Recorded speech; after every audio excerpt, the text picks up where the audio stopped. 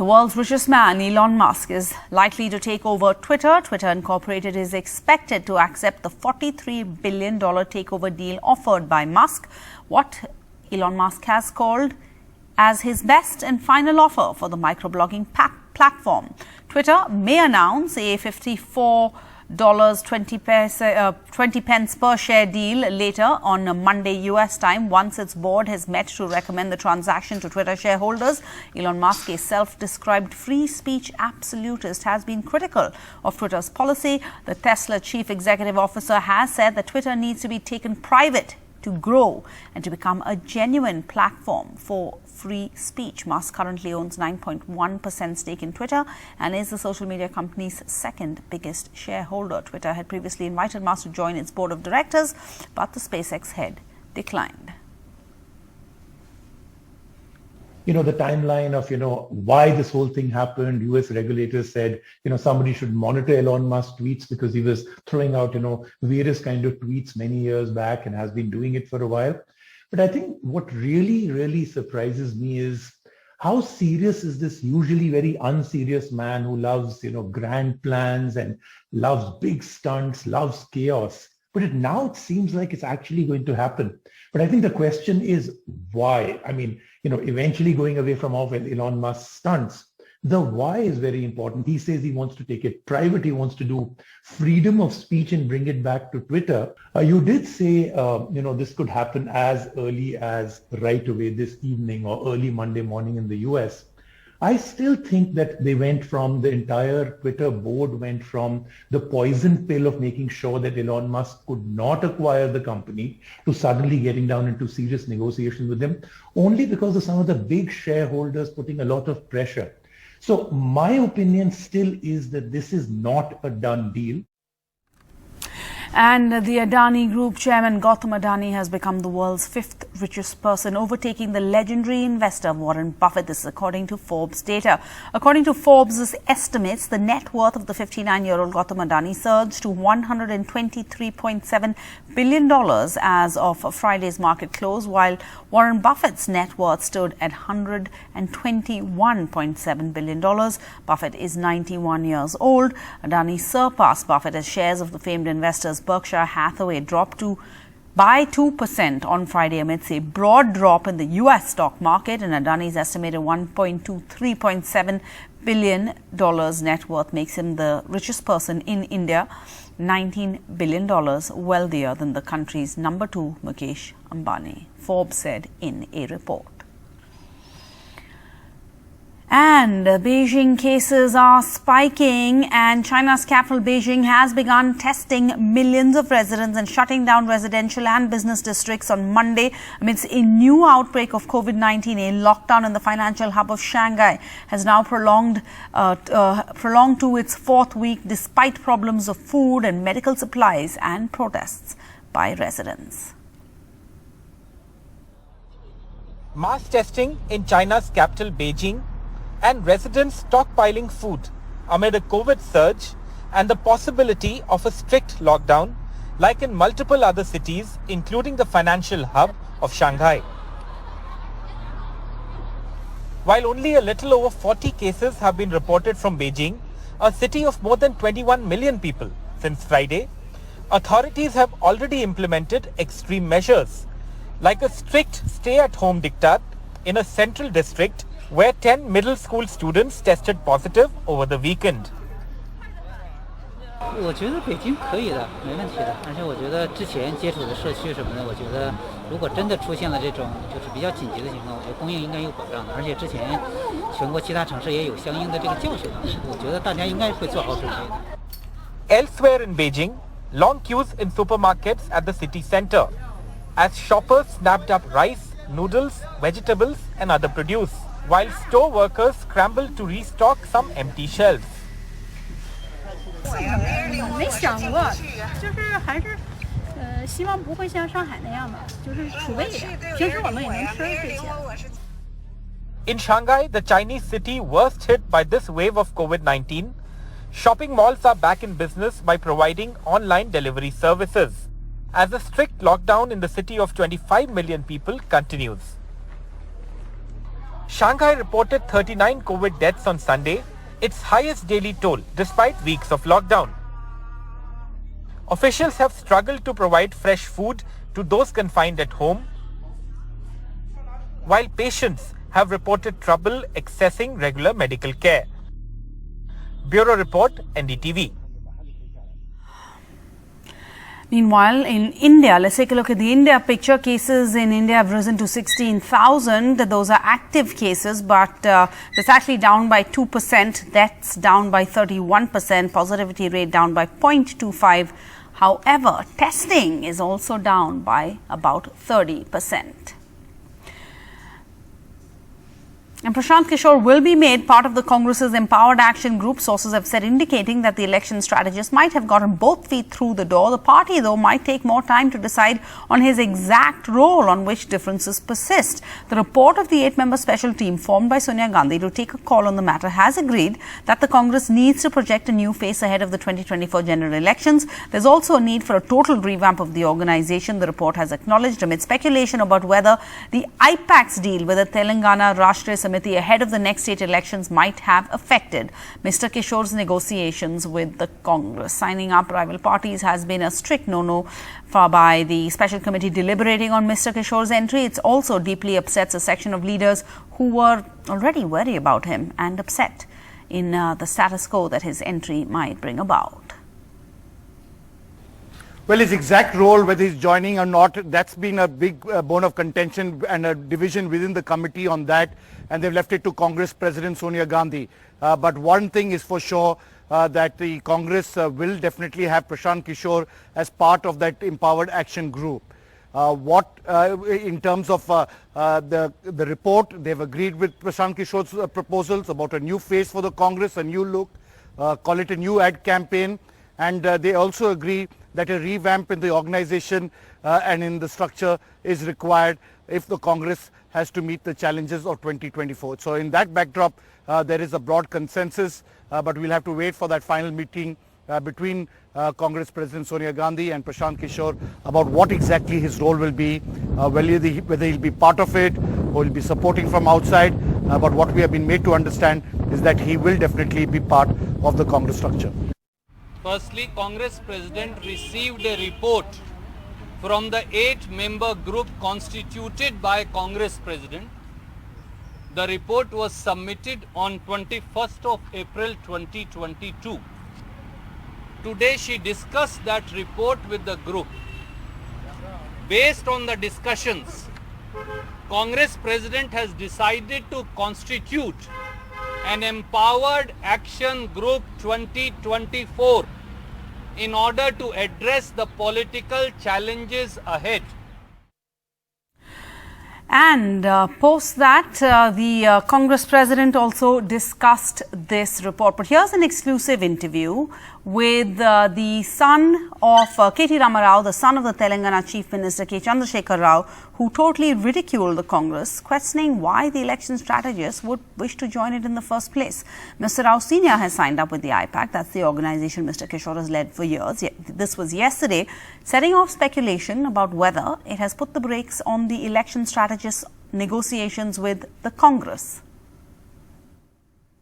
The fact, Uma, is no strategist, no agency can save you if the people do not want you.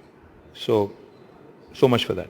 Over the weekend, Mr. KCR, and you also had meetings with Mr. Prashant Kishore. What did he tell you? Well, he obviously means well for us, and he was the one who made introductions. Prashant Kishore is somebody who we've been talking to for the last 7-8 years, in fact. So we know him personally at a personal level. Prashant Kishore, who you are taking in high regard, who you talk about in high regard, also speaks about Congress as a necessity for getting the BJP out of power, which is what Mr. KCR has been speaking about. Well, in fact, I think PK is just latching onto a sick unit. That's what it is. That's what's happening. I don't attach too much significance to it. And the Maharashtra BJP leaders on Monday decided to skip the all-party meeting called for by the Shiv Sena-led state government amidst growing tensions between the two parties. The meeting, which was chaired by the Maharashtra Home Minister and the Deputy Chief Minister Ajit Pawar, held discussions on the ongoing row over the recitation of the Hanuman Chalisa and the use of loudspeakers at religious sites in the state. Navneet Rana and Ravi Rana, the two independent MP and MLA, will remain in jail for now. The couple were arrested on Saturday evening when they insisted on going to the Maharashtra Chief Minister's residence to recite the Hanuman Chalisa. The Bombay High Court rejected Navneet Rana's plea to quash the case against her, filed for trying to promote enmity between groups and stopping the police from doing their duty. The Bombay High Court said with great power comes great responsibility. It also said persons in public life are expected to act responsibly. The court agreed that the state government was justified in its apprehension that it could create law and order situation. The Bombay High Court said that declaration that a person would recite religious verses at another person's place or at a public place is a breach of the personal liberty of the other person. The MP and MLA couple declared that they would go and chant the Hanuman Chalisa at the Chief Minister's house in response to the government and opposition's political battle over loudspeakers for azans, an issue recently resurrected by right-wing leader Raj Thackeray. Today, the government called for an all-party meeting on the issue, but the BJP boycotted it. Shiv Sena प्रमुखांचं Hindutva हेच आहे. त्यांनी सांगितलं होतं की मला देवळात घंटा बडवणारा हिंदू नको आहे, मला अतिरेक्यांना बडवणारा हिंदू पाहिजे. हे कुठले आले घंटाधारी हिंदुत्ववादी? घंटाधारी हिंदुत्ववाद्यांनी आम्हाला गदाधारी हिंदुत्ववाद्यांनी हिंदुत्व शिकण्याच्या भानगडीत पडू नये. आमचं हिंदुत्व हे गदाधारी हिंदुत्व आहे. अगर हनुमान चालीसा बोलना ये देशद्रोह होगा, ये राजद्रोह होगा, तो हम में से हर व्यक्ति ये राजद्रोह करेगा. हम सारे के सारे हनुमान चालीसा बोलेंगे और अगर सरकार में हिम्मत है तो सरकार हमारे ऊपर राजद्रोह का गुनाह लगाकर दिखाए. The Ranas face sedition charges and charges of causing disturbance by their statements in spite of receiving a notice from the police asking them to refrain. Their bail plea comes up on Friday.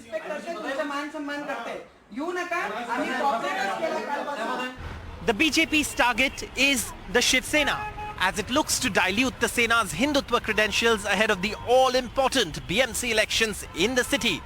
But it hasn't had much success in that area so far and hasn't been able to topple the Sena-led government in the state either. The Sena says its Hindutva needs no certificate from the BJP, but as the elections draw closer, one can expect a high-pitched Sena versus BJP battle in the days to come.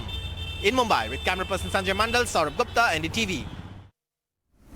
And the Gujarat MLA Jignesh Mevani was re-arrested in a new case just minutes after he was granted bail by a court in Assam in a case over tweets critical of Prime Minister Modi. Mr. Mevani was arrested on Thursday from Gujarat's Palanpur by a team of Assam police after a local BJP leader in Kokrajhar in Assam filed a complaint against him.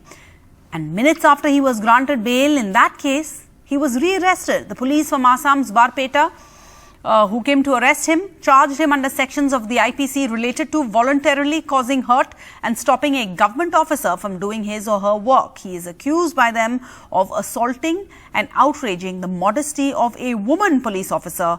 This in the new case against him. Hello. Hello, say something. And the Punjab Chief Minister Bhagwat Mann came under attack from opposition parties for his visit to Delhi to study the capital schools and hospitals, with both the Congress and the Akali Dal slamming the visit as political drama and a photo op. The Punjab Chief Minister, along with the Delhi Chief Minister, visited government schools and hospitals in the capital on Monday. Sukirti Dwivedi reports.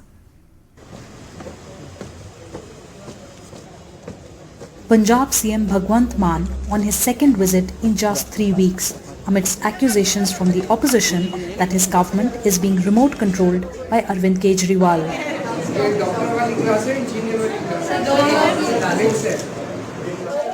The reason for this 2-day visit is to go to Delhi government schools, Mohalla clinics and the Rajiv Gandhi Super Speciality Hospital, cited by AAP as examples of its good governance. The Punjab CM today did not respond to the opposition's allegations but said he wants to replicate Delhi's health and education model in Punjab.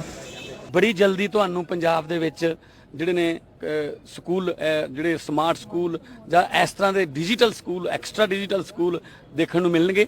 Health and education ਸਾਡਾ priority ਸੀ, ਪਹਿਲਾਂ ਵੀ Aam Aadmi party ਦੀ ਦਿੱਲੀ ਦੇ ਵਿੱਚ ਵੀ ਪੰਜਾਬ ਦੇ ਵਿੱਚ ਵੀ ਅਸੀਂ ਗਰੰਟੀਆਂ ਸਭ ਤੋਂ ਪਹਿਲਾਂ ਹੈਲਥ ਤੇ ਐਜੂਕੇਸ਼ਨ ਦੇ ਦਿੱਤੀਆਂ ਸੀ। Congress leaders called it a photo op, with its state chief tweeting, "In the last 1 month, 14 farmers of Punjab committed suicide under the AAP government. How many of these 14 families did you meet? Government will run from Delhi like this for 5 years." The Akali Dal called it a political drama, targeted at poll-bound states. The visit comes just days after a controversy erupted over Kejriwal meeting Punjab's top bureaucrats in Delhi in Man's absence about the power subsidy scheme. This visit of Maan and Kejriwal is being used by the Aam Aadmi Party to highlight its success in health and education. But it is also going to sharpen the opposition's attacks further against the Bhagwant Maan government. In New Delhi with camera person Mohammad Mursalan, this is Sukirti Dwivedi for NDTV. Prime Minister Modi met the EU Commission President Ursula von der Leyen and he tweeted that he was delighted to hold talks with her earlier, and they had reviewed a full range of India-EU ties, including economic and cultural linkages. The EU's chief executive's visit is part of Western efforts to encourage India to reduce its ties with Russia after Moscow's invasion of Ukraine, and it follows a trip last week by the British Prime Minister Boris Johnson. Bharat आपके लिए नया नहीं है, पहले भी आपका आना हुआ है। भारत का और यूरोपियन काउंसिल के साथ एक नई ऊंचाई मिल रही है, संपर्कों के नए क्षेत्र खुल रहे हैं और ये हमारा सहयोग। In Europe, we see Russia's aggression as a direct threat to our security.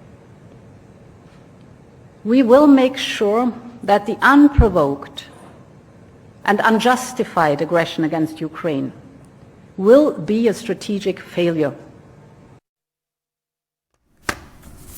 And a bipartisan U.S. Commission on International Religious Freedom strongly has criticized India for hate and violence against minorities and recommended that India be designated as, I'm quoting here, a country of particular concern for engaging in and tolerating systemic, ongoing and egregious religious freedom violations. In its recommendations to the Biden administration, it also says that there should be targeted sanctions on individuals and entities responsible for severe violations of religious freedoms by freezing those individuals or entities' assets and or barring their entry into the United States.